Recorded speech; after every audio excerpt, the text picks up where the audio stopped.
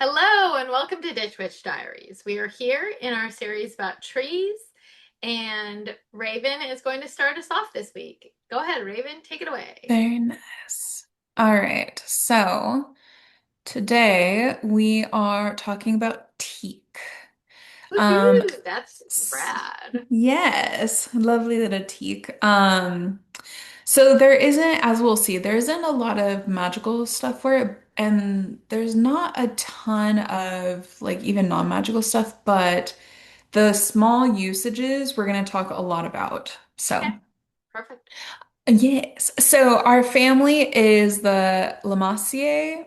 I always figure I say this wrong, Lamassier, which is like mint, sage, rosemary, lavender, catnip. We've talked about this family a lot over the course of our channel. Big family. The genus is Tectona, and the species is Tectona grandis. So, some species identifiers, it grows native in India, um, Myanmar, Myanmar. Thailand, Laos, and pretty much anywhere that is considered a tropical monsoon forest. Areas with very distinct wet season and then dry season, but not cold, like so not places where there's like ice and snow and stuff, but very wet and then very dry, but frost free. So some identifiers. Leaves are big. Okay, I have no idea who this man is. We thank him for his time, but I found this picture just to compare the size of the leaf to a I love person. that. I want I that. I want to touch that leaf so bad. I'm like know. dying. I want to like rub my face. Me too. That's exactly. I want Yeah. to like exactly. It's so lovely. It's Oh my so big. And the bottom is like really velvety. Ooh, Almost even like it's better. supposed, yeah, I know. It's supposed to be like mullein or almost like lamb's ear, like super velvety and then a little bit of a rough. So you even have like exfoliating and then buffing side. I love So that. very large, 12 to 24 inches long on average for just the leaves. And opposite arrangement on the stem, so they grow like perfectly opposite sides of like the main shoot. Like mint. Um, yes, exactly. Sandpapery upper surface, meaning like the top, velvety underside, and as the leaves get older and older, they lose a little bit of that velvety. So the really young ones are the most velvety. Older ones still soft, but not quite as velvety.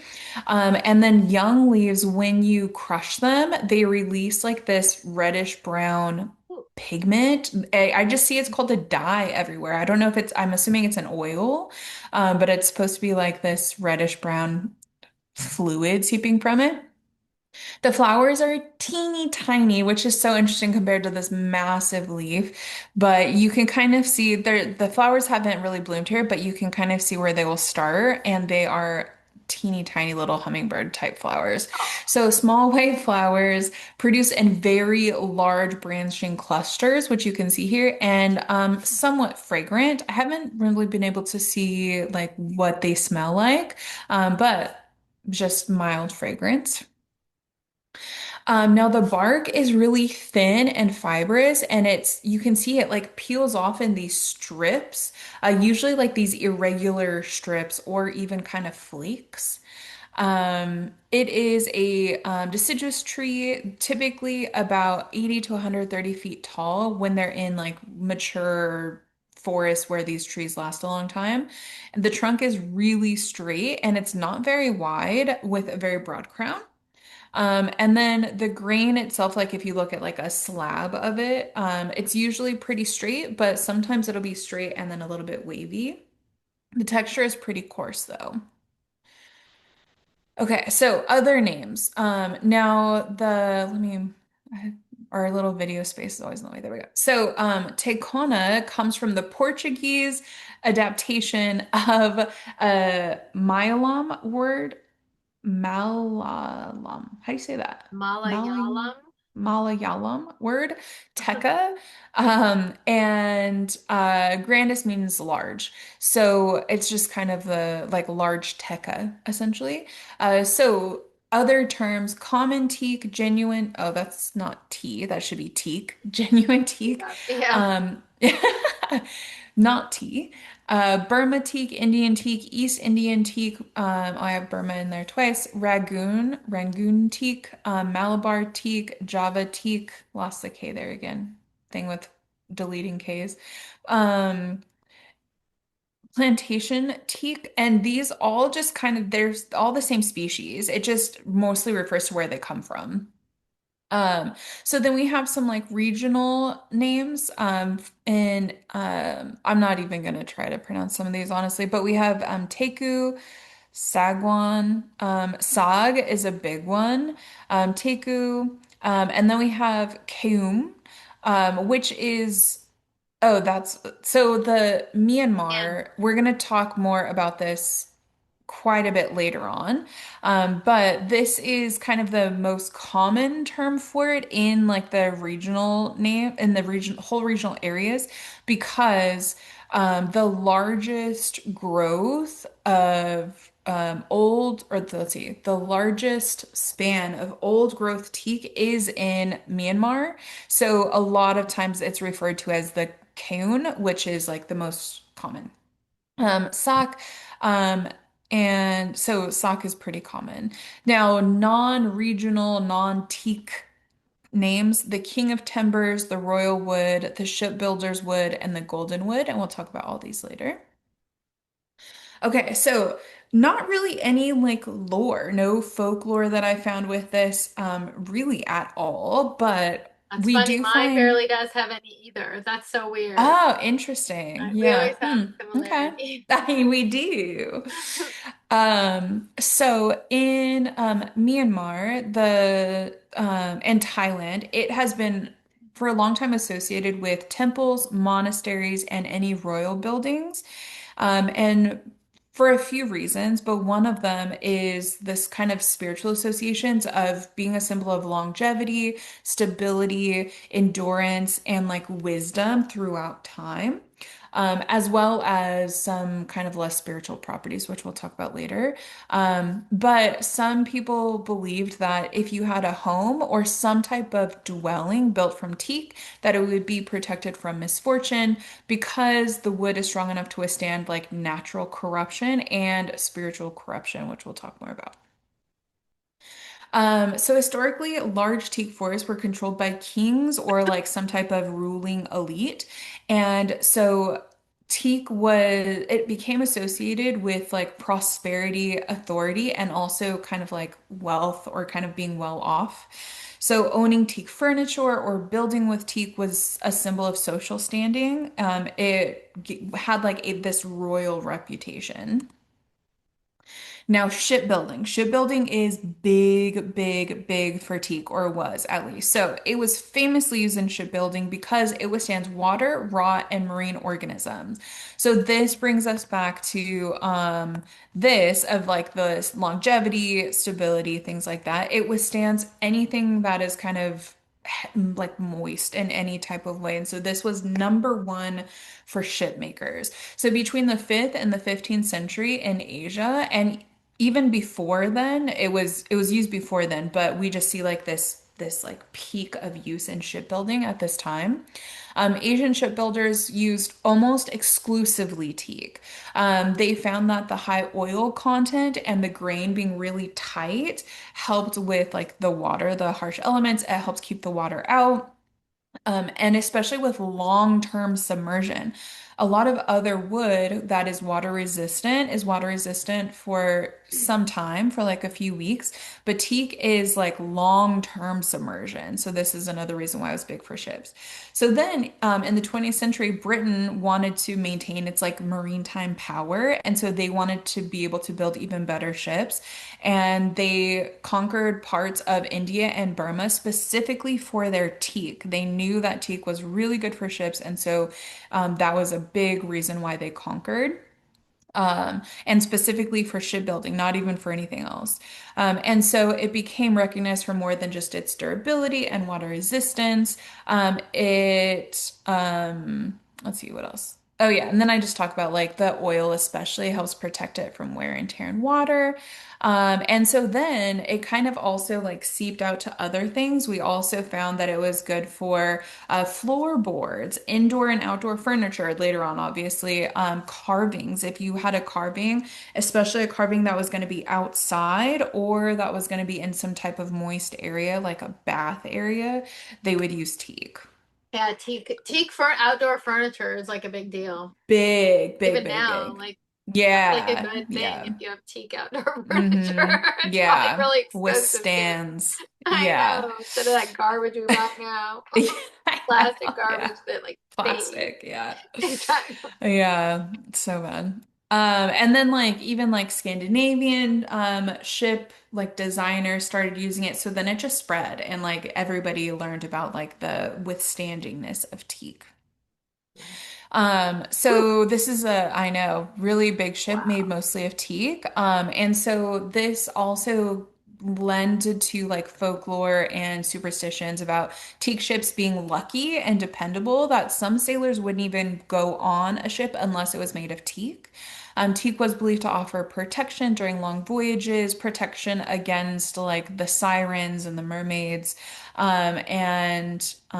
They saw teak and the wood of the ship and the boat as like a living resilience almost.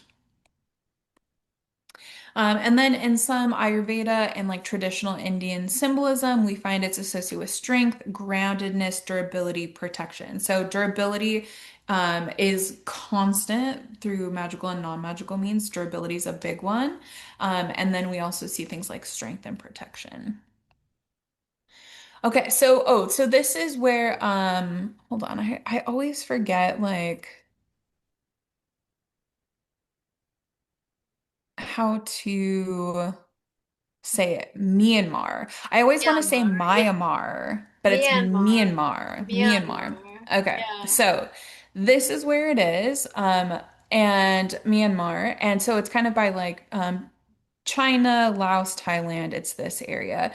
And this is, like I said, it is the most vast teak old growth forest in the world. There are some relatively large teak forests that are not old growth, but this is still the biggest, even if you're not looking at old growth, even if you're looking at teak forest itself, this is the biggest. It looks beautiful and phenomenal. I want to just like plop myself like in here. This looks amazing. Okay. So I know. it looks so beautiful. Although There's even like a I little can't waterfall right imagine the here. animal life that's in I there. know. Pumas or whatever Crazy. pumas are I called in don't even know Americas. what's there. I'm Yeah. like whatever they are, All some like kinds of stuff. Bengal tigers and Yeah, shit, probably. gorillas in Yeah. the mist. You There can was get a lot fucked of up in there. pictures that I found of elephants. So there's a lot of Wow. elephants, but yeah, I imagine there's a lot of stuff. Okay, so we interrupt this program for some shitty news. So let's talk about this then. Okay. Okay, so historically, the Bago mountain range, which is where this old growth is, Mhm. was renowned for the heartland for old growth. Okay, this is where old growth teak was. It is massively being deforested, Ah, going through massive, massive periods of deforestation at an alarming rate. Okay, so I just want to talk about these really quick. So why this deforestation and why so rampantly? Few reasons. Number one, political turmoil. Okay, so we have this conflict of the coup d'état, which is basically the military overtook democratically elected officials in who the this attack? like area. Yeah, d'état. There you go. And it so a few things, military regime and even resistance factions have taken to like illegal timber extraction for funding. So both sides of this will cut down this old growth, which is illegal to do, to sell it to get funds for the ongoing war with the other side. But also, This like military has taken over the MTE, which is basically the timber enterprise. And so all the proceeds of the timber that is even legally harvested goes to the military. And so obviously they are just like obliterating this forest. Also, studies estimate that over 70% of logs exported during the early 2000s, which is when we had this massive boom of teak. I mean, teak's always been popular and it's kind of, gone through waves and stuff, but we had a teak boom in 2000 where a lot of people wanted teak, and 70% of those teaks were harvested illegally. We also find that there's energy shortages for the people, the citizens who live in this area, and so they will cut down trees for warmth, for fire. And then also, if the wood that is illegally harvested is referred to as blood teak, same concept as like blood diamonds and stuff, right? So it's like conflict wood, and so there's been massive, massive EU bans on exporting and importing teak, but we get around it as we always do. Everybody, like not just we, the US, we are part of it, but everybody does. Everybody is going around this because most of the teak comes from these old forests. And so even though they're illegally being cut down and we have rules for not importing and exporting, there's ways around it. So And then gross. also, I know, so It's so disgusting. gross. It's Sad. nasty. Yeah. Makes me sad. So over in 1 week, over 409 tons of illegal timber was seized across the country here. And between May 25th and May 31st of this year, for those were seized, or like the 409 illegal tons were seized across like this council area, and 29 tons of that was teak. So like a lot. That's a lot for just like one specific type of tree in the span of 1 week. Illegal tree cuttings. Horrible. So, teak is amazing, and there's definitely like non-blood teak, but if you do buy teak, try to just see if you can where it's coming from. I mean, they're not going to say tell you that it's being cut illegally, but teak is really good and it has like a lot of magical not a lot, but I like the magical properties that it has. But if you're buying like some large amount of teak or something, just be mindful, right? Crazy. It's like Crazy. um, it's like alarming. This website was I tried to find a really like legitimate website, and this is where I got this from, Forest Trends. And it's like red, like stage 10, like we have to worry about this. Like this forest is going to be gone very, very soon. That's horrible. That's Crazy. horrible. I know. And like So when you sad. deforest things, like the Sahara Desert was once a forest. Like you create desert, you create problems, like Yeah. huge And it's problems. a domino effect. Yeah, it's like a horrible, you Yeah. like wreck the whole ecosystem like when you do this. It's like, The I mean, the animals, the horrible sadness bugs, of the trees everything. alone, but like the Yeah. plant, the animal life that lives there. Like I was saying, you don't want to like go in Yeah. there because there's Yeah. animal life in there that like may Yeah. not be too nice to you. Yeah. But it's the same thing. Like you're ruining. Yeah. I mean, it's just Yeah. what a mess. What a It's just humans doing we what are humans do. horrible It's just stewards. Yeah, destroying. we are Yeah. just wretched Absolutely stewards destroying. of this Yeah. world. We are just Yeah. wretched stewards of this universe. Whether you, Agreed. if you like, if you think you're a Christian and you're listening to this, which I can't imagine that many Christians are, but if you do, like that's you're supposed to be the Yeah. stewards of this world. Yeah. You are the Yeah. stewards, and don't be a bad steward of like Mm. what God has given you. Yeah. Like if you Yeah. are, but I'm not. But even so, Yeah. like Yeah. even if you're a secular humanist or a pagan, you should, and no matter who you are, this should be alarming. Yeah. This should Yeah. be alarming. Yeah. It's And alarming. then, It's horrible. yeah, I feel like I hate it.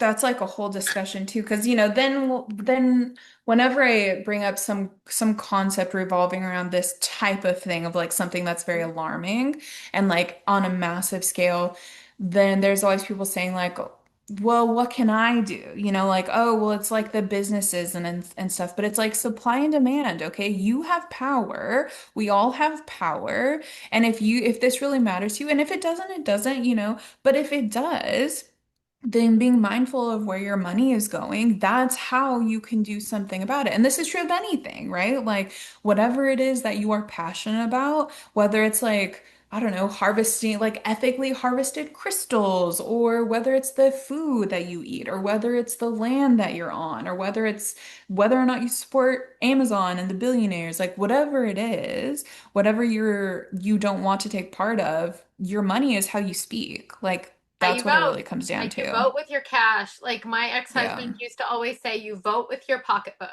And Mm-hmm. so, if you don't like these, and you know what, nobody can do everything, but you can have like micro resistance. I love Yeah. the idea of like places of micro resistance where Mm-hmm. you choose just one small thing that like gets under your hide that you're just not going to do Mm-hmm. anymore. I have a couple of them.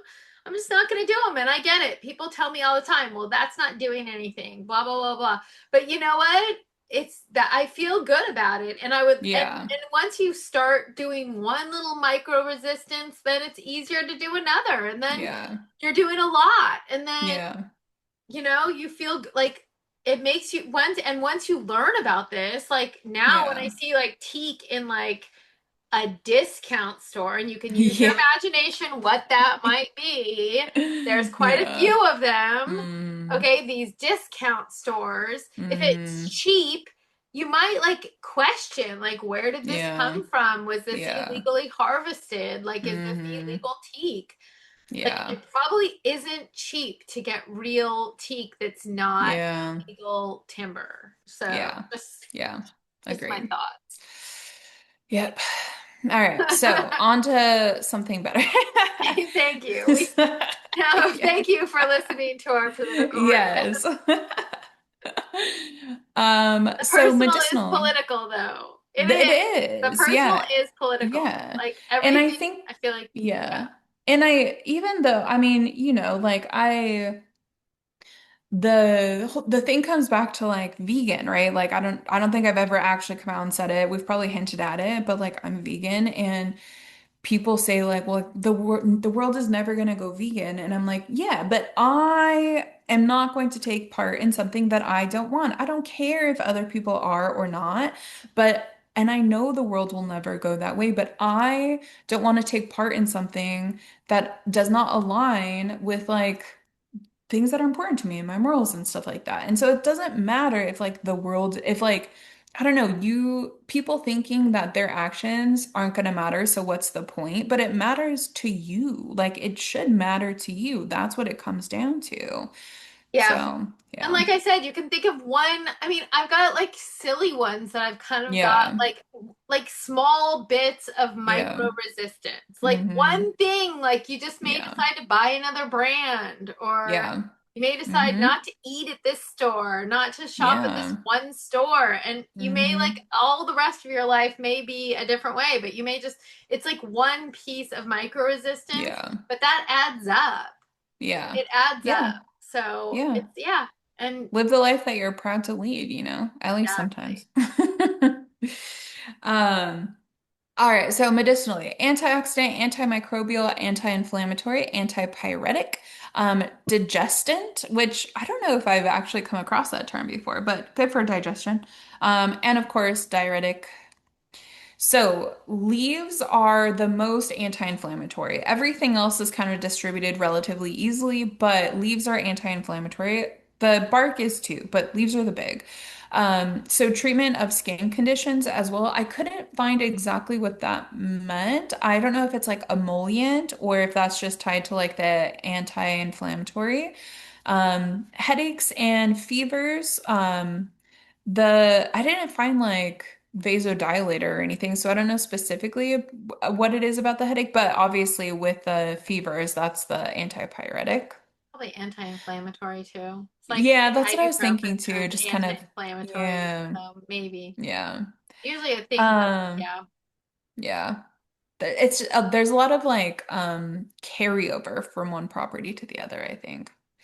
Bark is fever and good for digestive stuff. And the flowers are mostly the diuretic. They don't really have a lot of other benefits, but they are relatively diuretic. Also, we're not doctors, right? Don't just listen to us, talk to your doctor. Yeah. But this is what I found. Okay, so magical. Element seems to be, I obviously, this is my ideas. I couldn't really find much for any Okay. of these. So, element earth, durability, grounding, strength. I was thinking water because it's resistant to water, but then I was like, oh, but it like is Resistant. It's resistant the to water. anti-water. So, yeah. Exactly. So I'm feeling earth. Um, season, it feels a little like autumn, right? Like Okay. longevity, wisdom, endurance through time, preparation for the future when it comes to like shipbuilding. But it doesn't So like frost, so no winter. doesn't like You're frost, yeah. okay.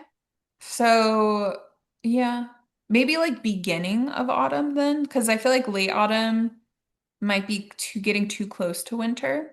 Like end of But it does summer, like maybe. wet. Yeah. That's another, and like autumn tends to be like wet. Not as much as winter maybe, but still very wet. Planet Saturn. So like Okay. endurance, preparation, wisdom, and then tied to that, Cap, obviously, patient, achievement, responsibility, building things, and then Tarot Emperor, Yeah. like stability, authority, a bit, structure. I don't know. What do you think? I couldn't really feel anything for chakra, honestly. I mean, if anything, maybe root, but I feel like we've been giving a lot of our trees roots just because of the root system so Yeah. heavy, but I don't know. I like that. And I like Emperor because I like also the like maybe even the Hierophant because it's at temple stuff. So Yeah, maybe it's like a true. tree of temple building and Yeah, shipbuilding. So Emperor and like Hierophant are kind of interesting nice. choices. Very masculine energy, which is interesting because I feel like mostly we focus, like not focus, but I guess the feminine really jumps out at us for the most part. But this is feeling a little masculine, even if it's Yeah. like a masculine feminine, you know, Hmm. a masculine woman or something. There are Uh, those. there are, hey. Hey, Gotta exactly. keep the women in the picture. Yep. Okay, so no specific deities, goddesses, nothing like that, but there's a few that are heavily tied to like old growth forests, so that's what I'm including. So in Thailand, we have the Nang Mai, which is the Lady of the Tree, and so essentially ancient We trees. talked about this before. We talked about this in the last one Oh yeah, with we did. the That's right. I'm gonna link to it. I have to like put it in Yeah, here. what I was have to it? write it down. I know Is it we've Banyan? No, mm, or is it which one was it that was I'll have to look it up. The yeah, I don't remember. I okay. know that we've talked about tree spirits before, but I can't remember And we talked specifically about which one we these, talked but about the Ningmai. okay. Yeah. I'll look for it. What did you, it was you, I think that I talked It about it. was. What was the last one you did? That was in Banyan, right? Or Yeah, was the it? last one I did was Banyan. What did you do before that one? Do you remember? It was that African tree, Oh, the the big one, yeah. The the upside down one. it was amazing too. Now I'm gonna like Yeah. have to look. Hold on. Hold the hold. Um, Hold on. Baobab. That's right. But I think it was Hmm. Banyan. I'm pretty sure it Yeah, was because Banyan. I don't think it was Baobab. It was not Baobab. It was Banyan. Yeah. Okay, cool. So we have talked about them before, but essentially it's just like these tree spirits that inhabit ancient trees. And the people can give offerings to these trees. So again, teak isn't specifically associated with these spirits, but an old teak tree or like especially the old forest, the teak forest could potentially be associated with this. In the same idea, we have the nuts. So there's a group of spirits called gnats, which inhabit the natural spaces, so mountains, forests, rivers, trees, but also like households, and also gnats can be wandering ghosts. And so all of these collectively are gnats. And so when we're talking about the gnats that live in the natural spaces, we could tie these in with the trees, again, especially with the old grove trees. Um, and what else? Yeah, that's pretty much it. Oh, and then this is the Nat Festival, which is pretty cool. I didn't look much into this since it was I would have gone down a rabbit hole if I started looking into it. But it's like offerings to the nuts, which is a festival that's done annually. And then we have the Yakshas. Have we talked about them? I think so. I think we have, yeah. I think of it as the So same thing. I think both like Mm, the Nangmai and the Yakshas probably. yep. Yeah, so Hindu, Buddhist, and Jain traditions. Jain, yeah. I didn't know that it was spelled that way actually. But traditions are associated, like old trees and forests are associated with like these tree spirits. So same concept, just different cultures. Again, not specifically relating to teak, but relating to old groves and old trees. Okay, so teak tends to, so bringing it all back together, right? Teak tends to symbolize endurance, stewardship, lasting legacy, quiet strength, structures that outlive their builders, even, right? Because it's like old grove and like ships are lasting longer than the voyages types of things. We also have protection, especially when like connecting this to the ship lore. And teak resists rot, insects, water damage, decay, and so it protects us from these things, right? Protection from harmful influences, energetic boundaries, you can say, resilience, preserving what's valuable to you as we would on a ship. Also longevity. So like ancestor work, potentially legacy building, long-term goals, stability, enduring commitments. Think like not really like planting seeds, but once your seed has started to flourish, then like continuing on with that. Sacred space, obviously, because it's used in like temples, monasteries, shrines, and so things like consecration, right? Creating this sacred space, quiet wisdom, meditation, things like that. And then I also say we might want to consider these other things too. How you and I don't associate cinnamon with prosperity. Cinnamon mostly is associated with prosperity. We've talked about this a few times, but you and I don't really associate with that because the spice trade is like heavily in with colonialism, exploitation, especially of people, Slavery. Yeah. violence, slave labor, all of this stuff.